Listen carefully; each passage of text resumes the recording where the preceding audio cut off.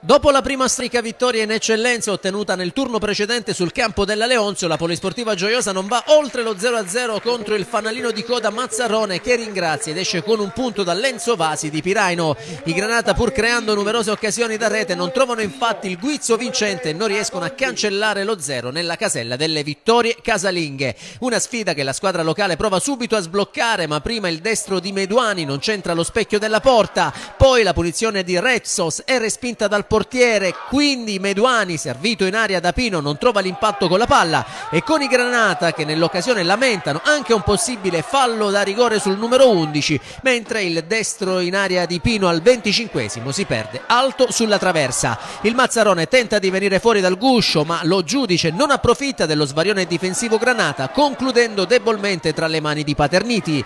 L'estremo Granata si fa trovare pronto anche al minuto 34, bloccando ancora il tiro in aria di Lo Giudice, ma nel finale di frazione il Gioiosa la potrebbe sbloccare. Guie e Meduani al 37esimo però non trovano l'impatto sul cross da sinistra di Franzino, e al minuto 43 invece solo due decisive parate di Barbagallo su Guie prima e sulla conclusione di Granata poi, con tanto di deviazione, negano ai locali la gioia del gol.